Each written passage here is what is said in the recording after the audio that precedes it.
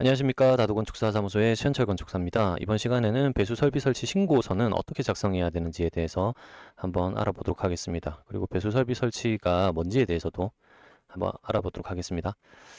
자, 우선은 건축물에 발생하는 오수, 우수를 공공하수도로 배출하기 위해서는 하수도법에 따른 기준을 충족해야 됩니다. 이에 따라 배수 설비 설치 신고 절차가 필요하고, 배수 설비는 단순한 관 연결이 아니라 위생적이고 안전한 배수를 위한 필수 시설로 건축물 소유자가 설치 관리하도록 규정되어 있습니다. 또한 설치 전 단계에서 배출 수량, 관경, 오수, 우수, 분리 여부 등 주요 사항들에 대한 검토가 이루어져야 되고, 신고서 작성하고 이제 도면 제출 등 실무적인 준비도 같이 하셔야 됩니다. 자, 법령 정보를 보시면 하수도법 제2조 정의에 하수라고 하는 그 하수에 대한 용어의 정의가 있는데요.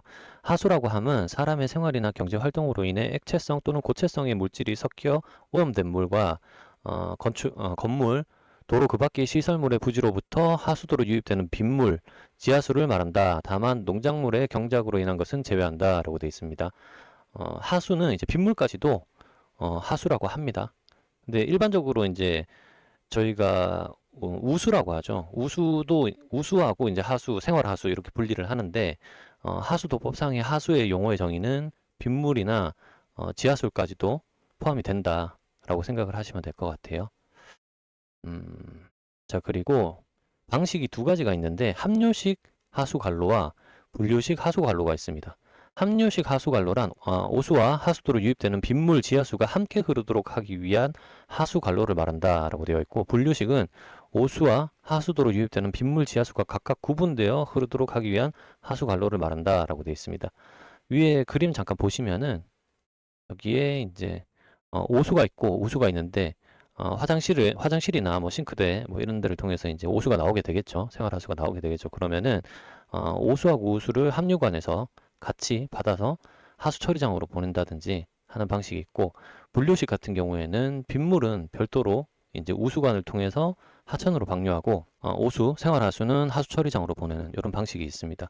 근데 요게 어, 중간에 이제 하수 처리장으로 직접 보내는 경우가 있는데, 이 사이에 이제 정화조가 설치되는 경우도 있어요. 그래서 이제 정화조를 통해 가지고 한번 걸러진 거를 이제 하수 처리장으로 보내는 경우도 있습니다. 요거는 이제 지역마다 다 여건이 조금 달라가지고, 요거는 건축 기획을 하실 때 합류식으로 하는지 분류식으로 하는지 먼저 확인을 좀 해야 되고, 대부분 다 분류식으로 합니다. 그리고 합류식으로 한다고 하더라도 향후를 위해서, 향후에 이제 어, 그 배관을 분리하기 위해서 분류식으로 그 관을 분리해 놓으라고 이야기하는 경우도 있어요. 그러니까 관을 하나로 해서 이제 하수 처리장으로 보내기는 하는데, 관을 하나 더 심어서 향후에 우수관을 사용할 수 있도록 이렇게 만드는 경우도 있습니다. 그런 지자체도 있어요. 배수 설비가 있는데, 배수 설비라 함은 건물, 시설물 등에서 발생하는 하수를 공공하수도에 유입시키기 위하여 설치하는 배관과 그 밖의 배수 시설을 말한다 라고 되어 있습니다. 배수 설비. 27조 배수 설비 등의 설치를 보시면은, 공공하수도의 사용이 개시된 때에는 배수구역 안의 토지의 소유자, 관리자 또는 국공유 시설물의 관리자는 그 배수구역의 하수를 공공하수도로 유입시켜야 하며, 이에 필요한 배수 설비를 설치해야 된다라고 되어 있습니다. 그 배수 설비를 설치해야 되는 거죠. 그리고 제1항의 규정에 따라 사망을 보시면은, 배수 설비를 설치하고자 하는 자는 배수 설비의 종류, 규모 등 대통령령으로 정하는 사항을 공공하수도 관리청에 신고하여야 된다라고 되어 있습니다. 그리고 1항의 규정에 따른 배수 설비 설치 의무자가 그 설치 공사를 완료할 때에는 지방자치단체의 조례에 정하는 바에 따라 공공하수도 관리청의 준공검사를 받아야 된다라고 되어 있습니다. 요게 무슨 의미냐면은, 우리가 이제 건물에서 나오는 우수하고 하수가 있잖아요. 이거를 이제 공공이 사용하는 관로가 있습니다. 그 도로에 보시면은 도로에 이제 대부분 다 묻혀져 있거든요. 근데 그 도로에 이제 있는 배관에다가 우리 관을, 이제 우리 건물에서 나오는 관을 연결을 하셔야 돼요. 그래서 연결을 하는데, 이 부분이 이제 잘 연결이 됐는지 안 됐는지 거기에 따라서 이제 준공검사 받기 전에 이제 요거를 한 번 더 확인을 하셔야 되는 거고, 내부에 이제 CCTV를 이제 찍어가지고 불이 새는지 안 새는지, 어떻게 이제 이 부분이 밀실하게 잘 접합이 됐는지 여부 등도 확인을 합니다. 자, 배수 설비 설치 기준과 배수 설비 설치 신고서가 이제 별표 7과 별지 7 서식에 있는데, 자, 이거 보시면은 하수도법 시행규칙 별표 7에는 배수 설비 설치 기준이 있어요.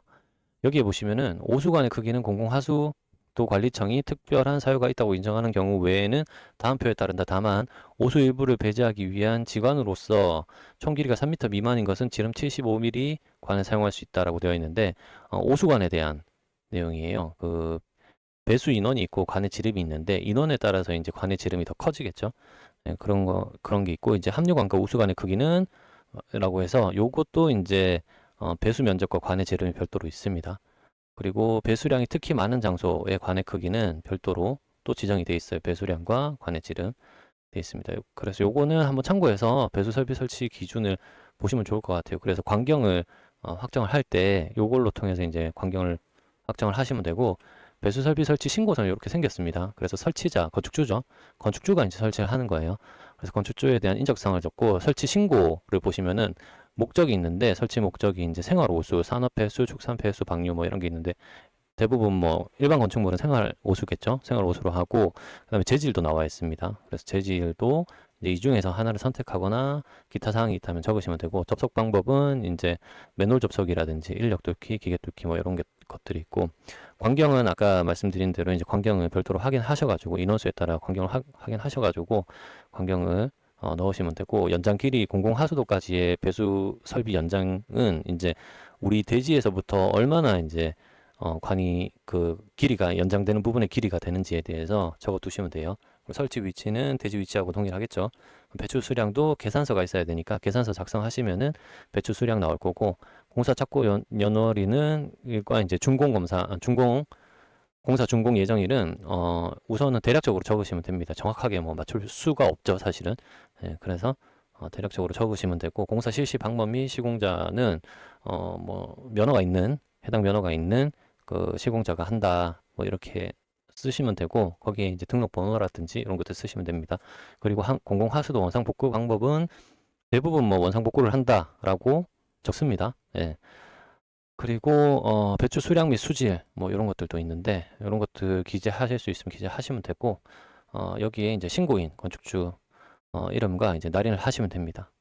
이게 이제 배수 설비 설치 신고서다라고 생각을 하시면 될 것 같고요. 이제 수리 계산서를 작성을 하셔야 돼요. 아까 보셨듯이 이제 용량이 얼마나 되는지 거기에 대해서 좀 알아야 되니까, 우선은 수리 계산서를 보시면은, 요거는 이제 제가 이제 별도로 작업을 했던 그 수리 계산서 그 계산서입니다. 그래서 하수량 산출을 할 때 계획 우수량이 있고 계획 오수량이 있어요. 그래서 계획 우수량은 요거는 이제 법에 나와 있는 내용이에요. 요것도. 그래서 여기에다가 계획 우수량 산정을 하셔가지고 단위를 적으시고, 그 다음에 뭐 우수량이라든지 이런 것들이 광경이 150mm일 때 이 정도 초당 얼마가 나온다. 근데 이제 얼마가 나와야 되는데 우리는 그거보다 이제 적게 나온다. 그러므로 이제 오케이, 괜찮다라고 하는 내용이고, 그 다음에 계획 오수량도 이제 단독주택, 그 건축물의 용도별로 이게 다 다릅니다. 그래서 이제 요거는 별표를 보시면은 그 법에 나와 있으니까, 단독주택뿐만 아니라 다른 용도도 나와 있으니까 확인을 하시면 되고, 산정 기준은 이제 환경부 고시 2013-6호에 의거해서 이제 산정을 한 거고, 일일 오수량이 이제 나옵니다. 산정 오수량이 대의로 되어 있는데 일일 오수량이 나오고, 여기도 이제 그 광경이, 오수량에 대한 광경이 150mm일 때 이렇게 나오고, 이제 그거보다 적게 나오기 때문에 150mm를 사용하면 된다. 그리고 광경별 유수량이 있는데, 요거는 정해져 있는 유수량이 있어요. 그래서 우리는 이 중에서 150mm를 사용하겠다 라고 계산식하고 비교했을 때 배관이 충분하다라는 것을 입증하는 거다라고 생각을 하시면 될 것 같습니다.